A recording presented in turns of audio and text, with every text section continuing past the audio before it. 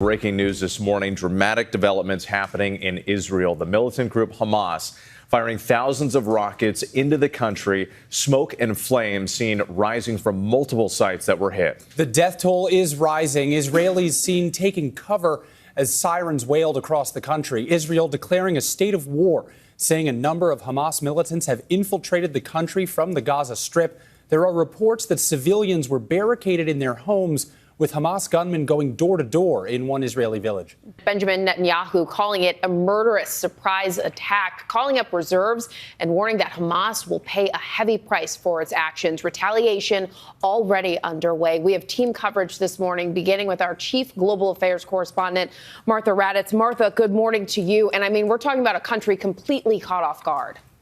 We sure are. The scale of these attacks, waves of attacks, are absolutely stunning. But perhaps what is most stunning is that Israel was apparently taken completely by surprise. This morning, Israel under attack. Palestinian militant group Hamas launching a massive, unprecedented military operation. From the air, firing what they claim are more than 5,000 rockets and long-range missiles, some slamming into cities in southern Israel.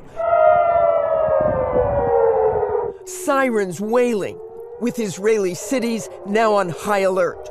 Huge, thick clouds of black smoke in the sky, residents taking cover wherever they can. Israeli rescue services saying at least 40 Israelis killed, hundreds injured. Images on social media showing dozens of heavily armed Palestinians on motorbikes and in pickup trucks infiltrating Israeli settlements near the border, shooting at passers-by. Israeli TV reporting Hamas capturing at least 35 Israelis, including soldiers, holding them hostage. The Israeli Prime Minister Benjamin Netanyahu declaring to the country, "We are at war and we will win," calling up tens of thousands of reservists. The Israeli defense minister saying Hamas is making a grave mistake, warning they will pay a heavy price, with fighter jets already pounding Hamas targets in Gaza. Allahu Akbar! Hamas's spokesperson calling the coordinated attack Operation Al-Aqsa Storm, telling all Palestinians to take up arms and fight, carrying it out in revenge and in retaliation for the way they say Palestinians are treated. Israel, of course, has the Iron Dome in place, those air defenses, but the massive amount of rockets and missiles simply overwhelmed the system. And right now you have Israeli military scrambling to respond. Guys? Scrambling to respond. Martha, thank you. And now let's bring in Lama Hassan in London. Lama, you have been covering this region extensively. And as you heard Martha there saying, Prime Minister Benjamin Netanyahu says not only are we at war, but that they'll win.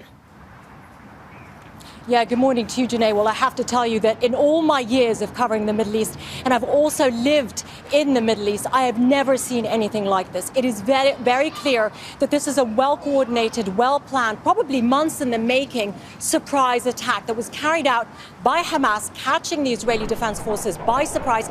And people I've spoken to are shocked. They say that they couldn't believe that Hamas militants who come from one of the poorest areas in the Palestinian territories, from Gaza, which has been under siege for decades, that they've been able to carry out this military operation, that they are shocked by its scale, by the speed at which they have infiltrated the border, going into Israeli towns. There are reports of street-to-street fighting, and from talking to people, Palestinians say they are celebrating. They feel emboldened. They've been able to attack Israel, and that they really feel that this is the beginning of change in the Middle East, that there is now a major shift. They say that this is a direct result of the attacks, of the way the Palestinians are treated, of what they describe as Israeli aggression. So after years and years of anger, that anger has now exploded, and the violence will most likely escalate, because Hamas's military leader has called on other Muslim nations. He's asking Lebanon, Iran, Syria, Yemen, and Iraq to join the fight. So this has the potential to escalate. Janae. All right, Lama, thank you so much for that. Hi, everyone. George Stephanopoulos here. Thanks for checking out the ABC News YouTube channel. If you'd like to get more videos, show highlights, and watch live event coverage, click on the right over here to subscribe to our channel. And don't forget to download the ABC News app for breaking news alerts. Thanks for watching.